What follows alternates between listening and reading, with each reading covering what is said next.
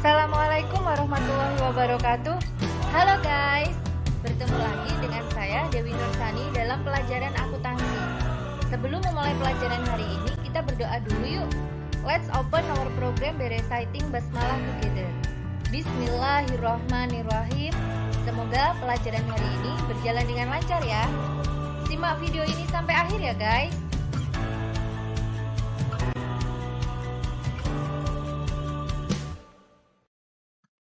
Hari ini kita akan belajar kupas tuntas tentang jurnal penyesuaian dengan menyesuaikan perlengkapan, harta tetap, beban yang belum dibayar, pendapatan yang masih harus diterima, beban dibayar di muka, pendapatan diterima di muka, koreksi kesalahan mencatat, persediaan barang dagang dengan menggunakan metode ikhtisar laba rugi, serta menyesuaikan persediaan barang dagang menggunakan metode HPP. Coba cek tugas kamu, mungkin di sini kamu bisa mendapatkan solusinya. Kita mulai dengan menyesuaikan perlengkapan ya. Nah, di sini sudah ada soalnya, ada 2 soal tentang perlengkapan yang akan kita sesuaikan. Yang pertama yaitu perlengkapan kantor yang tersisa 2 juta. Nah, untuk menyesuaikan perlengkapan ini kita membutuhkan data yang ada di neraca saldo ya. Nah, ini kan perlengkapan kantor, nomor 1 ya, perlengkapan kantor berarti kita pakai yang ini. Nah, untuk menyesuaikan perlengkapan, debitnya adalah beban perlengkapan, kreditnya adalah perlengkapan kantor. Nah, karena ini perlengkapan kantor, kita tambahi kantor, agar berbeda dengan yang toko nanti. Tanggalnya jangan lupa kita tulis, dan angkanya di sini itu sebesar yang hilang atau yang sudah dipakai. Kita cek di soalnya perlengkapan kantor yang tersisa 2 juta. Ini yang tersisa. Nah, yang hilang berapa? Kita cek di neraca saldonya. Ini kan di neraca saldo 6 juta. Yang tersisa 2 juta. Berarti yang hilang sebesar 4 juta. Kita tulis 4 juta di sini. Nah, 4 juta. Baik debit maupun kredit sama. Selanjutnya, perlengkapan toko telah terpakai sebesar 2 juta. Nah, masih perlengkapan, debit dan kreditnya juga masih sama. Debitnya beban perlengkapan toko, kreditnya perlengkapan toko. Kata-kata kantor ini hanya diganti dengan toko. Sebesar yang hilang, sekarang angkanya sebesar yang hilang, kita cek. Perlengkapan toko yang telah terpakai. Nah, terpakai inilah yang hilang. Kalau kita gunakan perlengkapan kan berarti perlengkapan itu habis. Nah, yang hilang itulah yang kita catat. Jadi kalau soalnya seperti ini bunyinya, kalian nggak usah nyari selisihnya. 3 juta dikurangi 2 juta terus kalian tulis di sini 1 juta itu malah salah. Langsung aja ditulis 2 juta karena ini sudah disebutkan berapa yang hilang atau yang telah digunakan. Jadi seperti ini cara menyesuaikan perlengkapan. Menyesuaikan harta tetap. Nah, untuk menyesuaikan harta tetap itu kan jenisnya macam-macam. Ada seperti ini, peralatan, kendaraan, gedung, ini adalah harta tetap. Jadi, harta yang bisa digunakan lebih dari 1 tahun, itu adalah harta tetap. Ini ada soal, diminta menyesuaikan ada 3 soal ya. Yang pertama, peralatan menyusut sebesar 10%. Nah, untuk menyesuaikan harta tetap ini, kita tulis dulu tanggalnya. Berarti debitnya ini adalah sudah pasti beban penyusutan peralatan. Kreditnya adalah akumulasi penyusutan peralatan. Nah, seperti itu. Tinggal kita cari angkanya. Menyusut 10%. 10% ini dihitung dari mana? Dari nominalnya yang ada di neraca saldo. 12 juta kali 10%. Hasilnya adalah 1.200.000. Kita tulis di sini. Nah, selesai. Seperti itu nomor 1. Jadi debitnya itu beban penyusutan titik-titik itu diisi dengan nama harta tetapnya, kreditnya akumulasi penyusutan harta tetapnya. Jadi di sini bukan nama harta tetap, bukan peralatannya. Kenapa? Karena kalau peralatannya kalian tulis di sisi kredit, berarti peralatannya berkurang. Padahal peralatan itu tidak bisa berkurang. Peralatan itu jumlahnya itu tetap, hanya nilainya saja yang menyusut. Jadi maksudnya seperti itu. Kenapa di sini kreditnya tidak langsung nama akunnya, tapi menggunakan akun akumulasi penyusutan peralatan. Soal yang kedua, kendaraan memiliki umur ekonomi 10 tahun dengan nilai residu sebesar 5 juta. Nah, debit kreditnya dulu aja selesaikan. Debitnya pasti beban penyusutan kendaraan, kreditnya akumulasi penyusutan kendaraan. Nah, sama kan, debit kredit ini tinggal diganti belakangnya, peralatan diganti dengan kendaraan. Sekarang, ini disusutkan dengan metode yang lain. Perhatikan di sini kan kendaraan harganya 20 juta. Dia memiliki nilai residu. Nilai residu itu artinya nilai sisa. Jadi setelah 10 tahun, kendaraan ini mempunyai nilai sisa 5 juta. Berarti 20 juta ini dikurangi dulu dengan 5 juta. Berapa? 15 juta ya. Nah, disusutkan 10 tahun. 15 juta itu dibagi 10. 15 dibagi 10 sama dengan 15 juta dibagi 10 sama dengan 1.500.000. Nah, ditulis di sini jangan lupa ditulis angkanya. Jadi sekali lagi 1.500.000 dapat dari mana? Dapat dari ini, angka yang ada di neraca saldo 20 juta dikurangi 5 juta, hasilnya dibagi 10, dibagi umur ekonomisnya. Kemudian yang ketiga, gedung memiliki umur ekonomis 20 dan disusutkan dengan metode garis lurus. Tanggalnya jangan lupa ditulis. Menyesuaikan harta tetap, debitnya sama dengan yang atas, hanya saja kendaraan ini diganti dengan gedung. Debitnya beban penyusutan gedung, kreditnya akumulasi penyusutan gedung. Nah sekarang tinggal angkanya nih, besarnya berapa? Angkanya itu kalau metodenya seperti ini garis lurus berarti tinggal dibagi aja. Ini 30 juta, angka yang ada di neraca saldo dibagi umur ekonomisnya. 30 juta dibagi 20 sama dengan 1.500.000. Kita taruh di sini. Nah, seperti ini. Selesai. Menyesuaikan beban yang masih harus dibayar.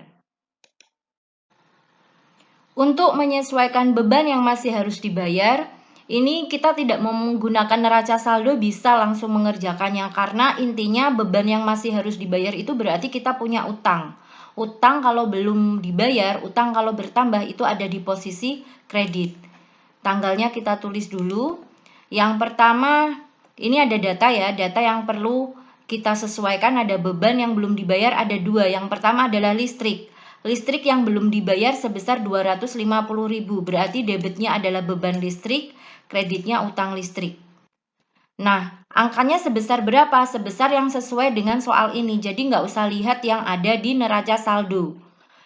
Lihat yang ada di soal saja, kita tulis langsung. Nah, 250.000, selesai. Nomor 2, ada gaji 2 karyawan yang belum dibayar. Debitnya adalah beban gaji, kreditnya utang gaji, sama dengan yang atas. Bedanya hanya kata-kata listrik diganti dengan gaji. Itu aja. Nah, angkanya sebesar berapa? Nah, ini yang mungkin memerlukan perhitungan. Kita hanya mencatat gaji untuk beban yang sesuai dengan periode ini. Kita pahami soalnya. Gaji 2 karyawan belum dibayar.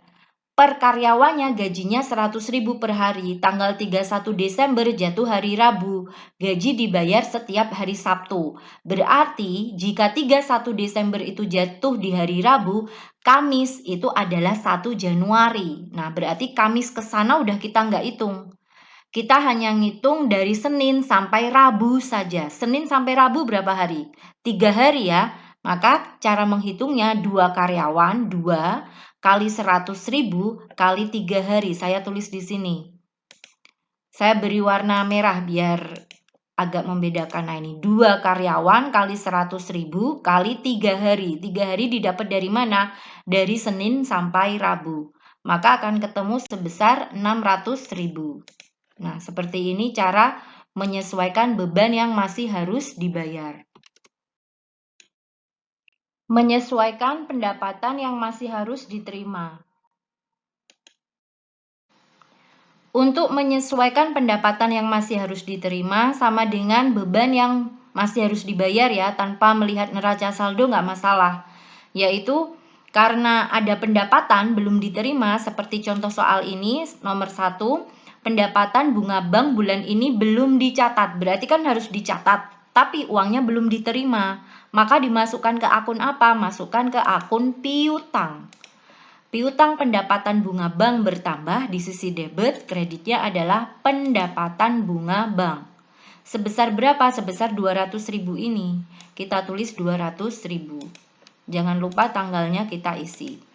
Seperti ini cara menyesuaikan pendapatan yang masih harus diterima. Menyesuaikan beban dibayar di muka.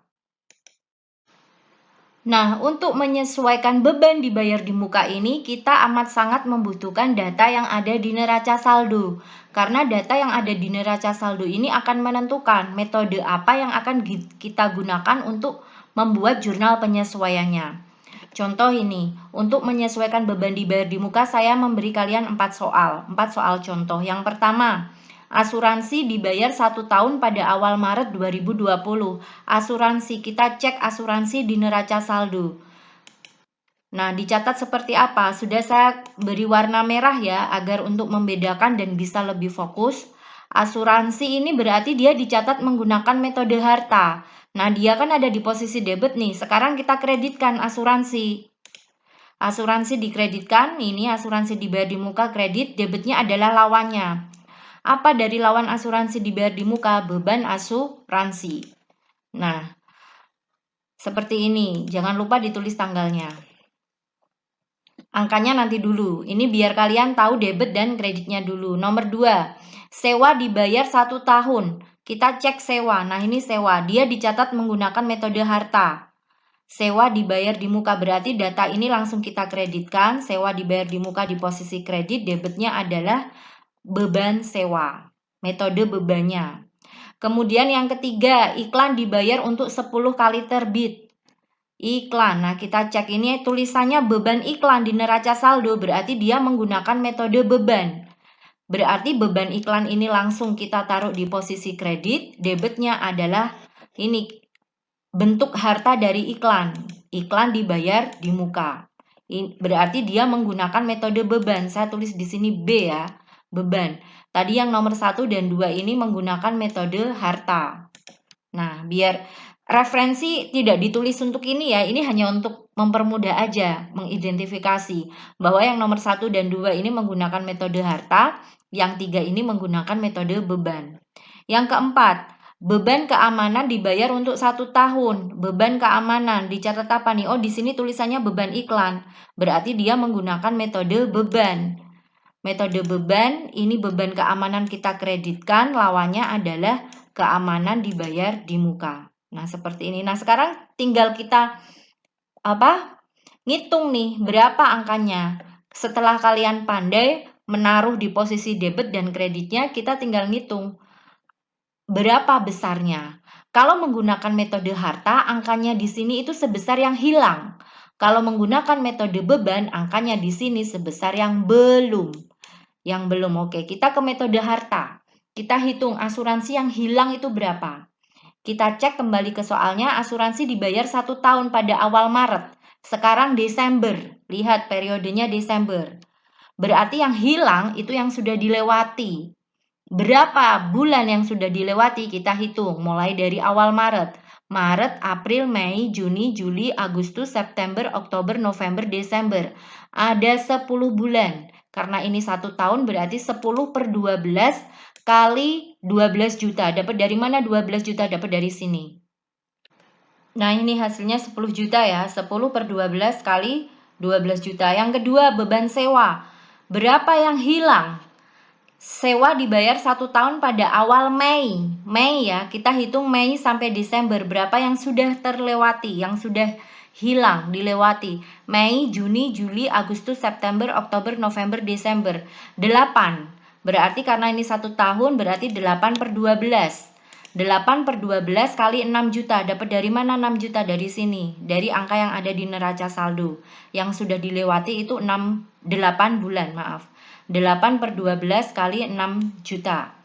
Hasilnya adalah 4 juta. Kita taruh sini 4 juta. Nah, 4 juta. Kemudian ini, selanjutnya nomor 3, metode beban. Tadi kan nyatetnya metode beban. Nah, angkanya berarti sebesar yang belum. Yang belum kita cek soal. Iklan dibayar untuk 10 kali terbit. Sampai akhir periode baru terbit 4 kali. Berarti yang belum terbit berapa? 10 kali terbit, yang sudah terbit 4 kali, berarti yang belum terbit itu 6 kali. 6 per 10 tidak per 12 karena ini tidak tahunan. 6 per 10, 10 dapat dari sini kali 6 juta. 6 per 10 kali 6 juta. 6 juta dapat dari mana? Dari sini nih. Dari data yang ada di neraca saldo. 6 per 10 kali 6 juta hasilnya adalah 3.600.000. Kemudian keamanan. Beban keamanan dibayar untuk 1 tahun pada awal Oktober. Nah yang belum dilewati berapa? Ini kan menggunakan metode beban, berarti yang belum. Oktober sampai Desember itu berapa bulan? Oktober, November, Desember. Berarti yang sudah dilewati itu 3. Berarti kalau yang sudah dilewati 3, yang belum dilewati berapa bulan? Berarti yang belum dilewati adalah 9 bulan. Betul sekali. 9 per 12. 9 per 12 kali 1.200.000. 1.200.000 dapat dari sini. Maka akan ketemu 900.000. Nah ini saya beri warna merah aja biar lebih paham atau fokusnya agak lebih. Karena ini hanya cara penghitungannya. Jadi seperti ini cara untuk menyesuaikan beban dibayar di muka. Kalau menggunakan metode harta, maka angkanya sebesar yang hilang. Kalau menggunakan metode beban, maka angkanya sebesar yang belum.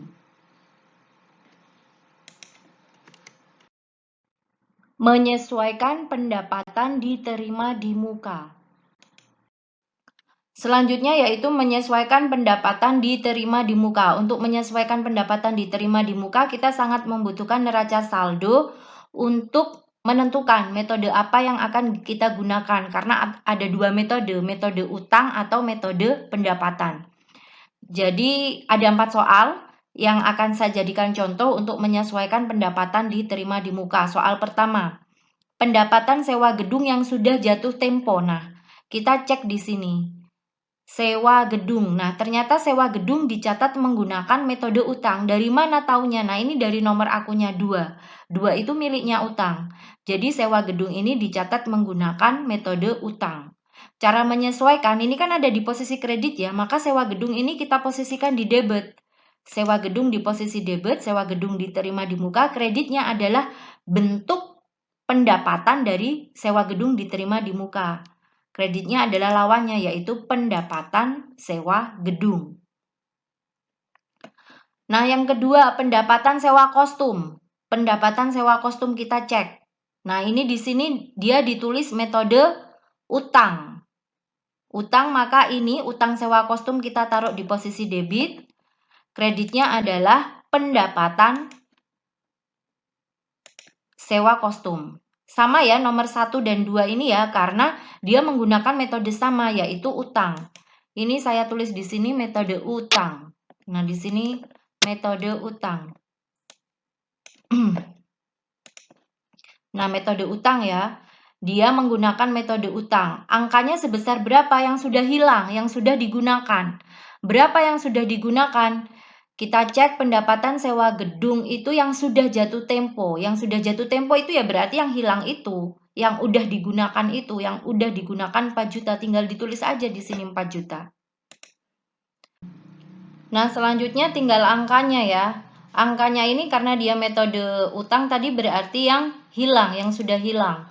Kita hitung, ini kan pendapatan sewa kostum 1 tahun dimulai dari bulan Maret. Sekarang Desember, berapa yang hilang? Kita hitung mulai dari awal Maret. Maret, April, Mei, Juni, Juli, Agustus, September, Oktober, November, Desember. 10 ya. 10 per 12. Nah, saya beri warna merah aja. 10 per 12 kali 1.200.000. Dapat dari mana 1.200.000 ini? Dari soalnya. Sewa kostum 1.200.000. Maka akan ketemu sebesar 1 juta. Nah, seperti ini. Sekarang kita yang ke nomor 3. Ada pendapatan jasa parkir tersebut untuk 1 tahun. Jasa parkir ini untuk 1 tahun. Kita cek jasa parkir ini tertulis seperti apa ya. Nah, ini ternyata pendapatan parkir tertulis menggunakan metode pendapatan. Kalau menggunakan metode pendapatan, dia kan sudah ada di posisi kredit nih. Sekarang kita debitkan. Pendapatan parkir ini kita posisikan di debit. Kreditnya adalah lawannya atau bentuk utang dari pendapatan parkir, yaitu parkir diterima di muka atau utang parkir, sama aja, tidak usah diperdebatkan.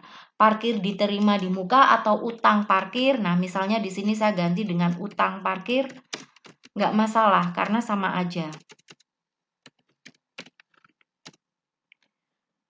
Ini berarti dia menggunakan metode pendapatan ya. Saya tulis di sini huruf P. Nah, karena dia menggunakan metode pendapatan.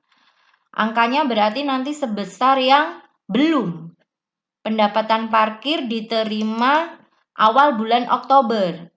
Yang belum dilewati berapa bulan yang belum? Kita hitung dari Oktober sampai Desember, Oktober, November, Desember. Kan yang dilewati sudah 3 bulan. Berarti yang belum dilewati itu ada 9 bulan. Kita hitung di sini 9 per 12 kali 1.200.000. Dapat dari mana 1.200.000? Dapat dari soalnya ini. Pendapatan parkir 1.200.000. Maka sebesar 900.000. Lanjut ke nomor 4, pendapatan sewa mobil yang sudah jatuh tempo 8 juta. Pendapatan sewa mobil. Nah, ternyata dia dicatat menggunakan metode pendapatan. Data yang ada di sini kita kreditkan, debitnya adalah lawannya. Data yang ada di sini kita debitkan. Pendapatan sewa mobil, kreditnya adalah utang sewa mobil. Hampir sama dengan yang nomor 3 tadi ya, hanya kata-kata parkir diganti dengan sewa mobil. Dia menggunakan metode pendapatan. Angkanya sebesar berapa? Sebesar yang belum. Yang belum berapa nih? Kita cek. Pendapatan sewa mobil yang sudah jatuh tempo 8 juta.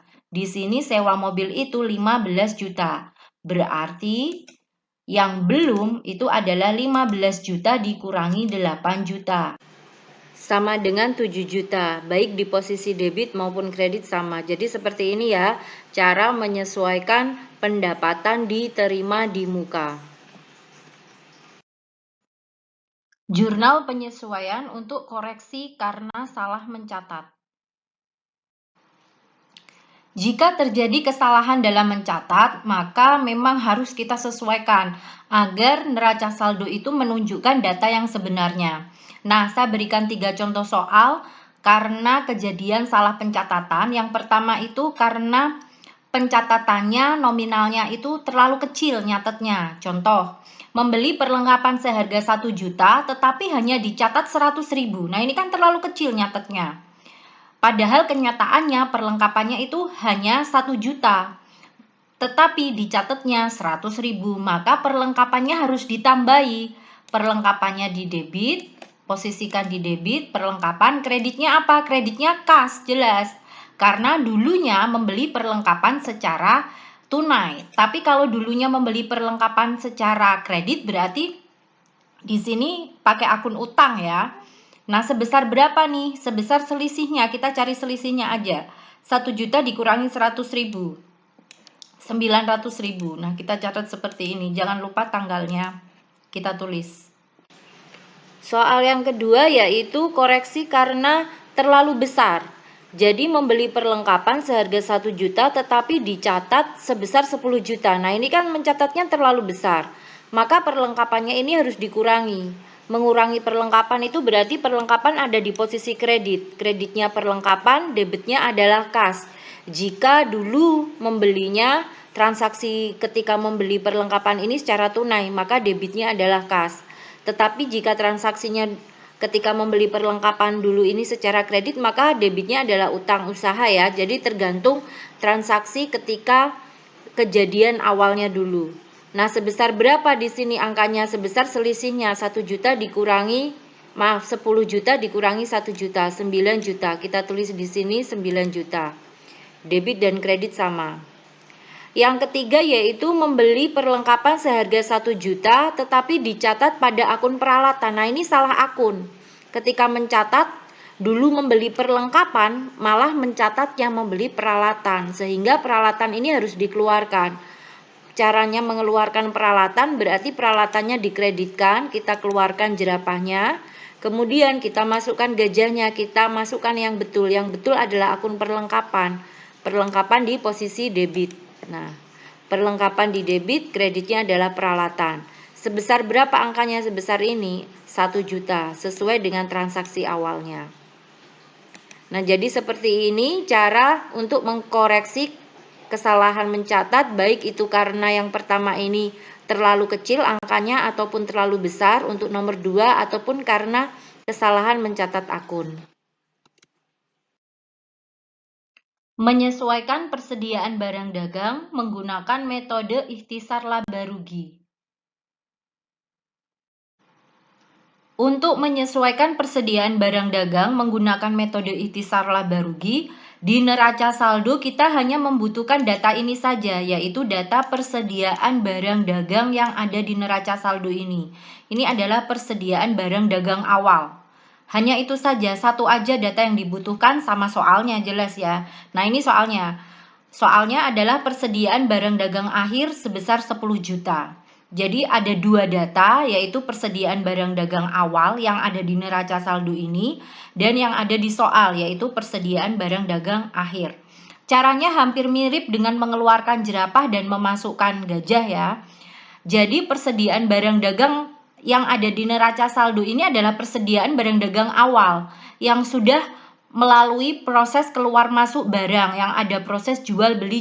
Jadi datanya ini sudah nggak akurat lagi. Yang akurat adalah ini yang 10 juta, berarti data 12 juta ini harus kita keluarkan. Jadi persediaan barang dagang yang awal ini harus kita kreditkan. Nah, persediaan barang dagang saya singkat PBD ya, yang awal ini harus kita kreditkan sebesar 12 juta. Nah, debitnya apa nih? Debitnya karena kita menggunakan metode ikhtisar laba rugi, debitnya ya akun ikhtisar laba rugi sebesar 12 juta. Seperti ini. Nah, sekarang posisinya jerapah sudah keluar. Kita masukkan gajahnya. Kita masukkan ini data yang betul, persediaan barang dagang akhir. Persediaan barang dagang akhir kita masukkan sebesar 10 juta. Kreditnya adalah akun ikhtisar laba rugi. Ikhtisar laba rugi sebesar 10 juta. Nah, seperti ini cara menyesuaikan persediaan barang dagang menggunakan metode ikhtisar laba rugi. Ini misal ya. Kemudian misalnya aja ini mau kalian ringkas. Karena ikhtisar laba rugi muncul 2 kali. Mau diringkas pun nggak masalah. Contohnya seperti ini. Jadi ini persediaan barang dagang yang awal saya taruh di posisi kredit.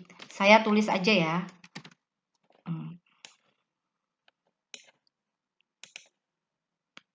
Ini persediaan barang dagang yang awal saya taruh di posisi kredit. Ini ya angkanya ya. Nah, sebesar 12 juta. Kemudian persediaan barang dagang akhir ini kita masukkan. Ini saya copy aja dari sini. Persediaan barang dagang akhir kita masukkan ke sini. Nah, persediaan barang dagang ini kan nggak imbang. Debitnya 10 juta, kreditnya 12 juta. Ini nggak imbang ya.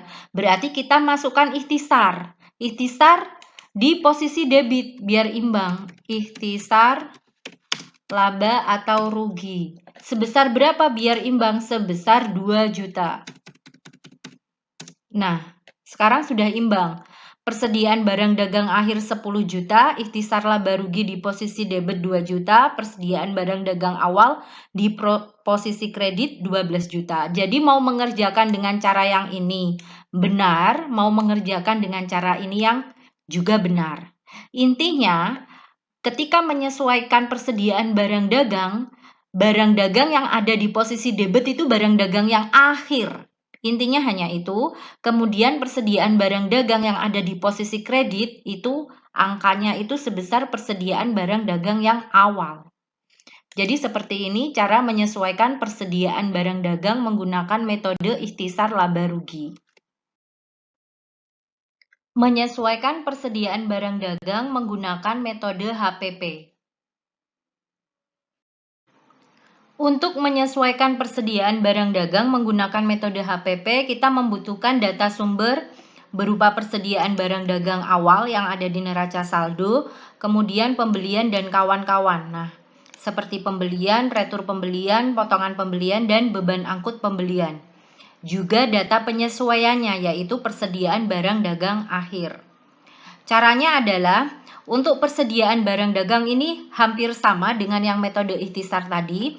bahwa yang persediaan barang dagang awal ini kita keluarkan atau kita kreditkan, sedangkan persediaan barang dagang akhir ini kita debitkan. Kita tulis dulu tanggalnya, persediaan barang dagang akhir ini kita debitkan sebesar 10 juta, saya tulis di sini. Kemudian persediaan barang dagang ini persediaan barang dagang awal kita kreditkan ya. Nah, seperti ini, saya tulis di kredit. Nah, di tengah-tengah ini, di bawah persediaan barang dagang ini, saya tulis retur pembelian dan potongan pembelian. Karena retur pembelian dan potongan pembelian ini posisinya ada di kredit, jadi sekarang kita debitkan. Retur pembelian dan potongan pembelian. Ini kan di neraca saldo dia posisinya di kredit, saya pindahkan di posisi debit di bawah persediaan barang dagang akhir. Nah, seperti ini, angkanya masih sama. Kemudian setelah data ini sudah kita pakai, ini sudah, sekarang kita ke pembelian. Pembelian ini posisi debit ya. Nah, kita pindahkan di posisi kredit.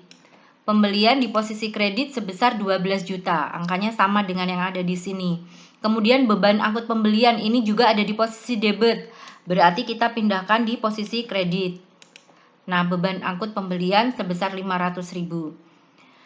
Sudah kita pindahkan semuanya 1, 2, 3, 4, 5, 6. 1, 2, 3, 4, 5, 6. Sudah kita pindahkan. Tapi hasilnya ternyata nggak imbang. Perhatikan. Ini yang posisi debit 10 juta ditambah 1 juta ditambah 2 juta. Berarti 13 juta kan? Nah, sedangkan di posisi kredit ada 12 juta ditambah 12 juta ditambah 500.000. Ada sebesar 24.500.000. Berarti nggak imbang. Berarti kita harus memasukkan akun HPP. Nah, ini akun HPP. Kita tuliskan di sini sebesar berapa? Sebesar selisihnya. Kenapa di posisi debit? Karena jumlah debit lebih sedikit. 24.500.000 dapat dari sini penjumlahan 12 juta ditambah 12 juta ditambah 500.000, 24.500.000 dikurangi 10 juta, 1 juta, 2 juta. Dikurangi 13 juta. Maka ketemu 11.500.000. Saya tulis di posisi debit. Nah, sekarang imbang antara debit dan kredit. Coba kalian jumlahkan. Posisi debit dan kredit akan sama. Ini adalah cara menyesuaikan persediaan barang dagang menggunakan metode HPP. Jadi HPP-nya itu menyesuaikan. Dia ada di posisi mana karena dia gunanya untuk menyeimbangkan antara debit dan kredit. Kalau ternyata nanti kalian menemui lebih kecil di posisi kreditnya sebelum ditambah dengan HPP tadi posisi kreditnya lebih kecil, berarti nanti HPP-nya ada di posisi kredit. Jadi tergantung dari soalnya ya. Guys, terima kasih yang sudah menyimak video ini sampai akhir. Saya doakan semoga tugas-tugas kalian lancar, ujian-ujian kalian lancar, dan mendapatkan hasil yang maksimal. Let's close our program by reciting hamdalah together. Alhamdulillahirrabbilalamin. Semoga pelajaran hari ini bermanfaat ya. Wassalamualaikum warahmatullahi wabarakatuh. Salam equilibrium.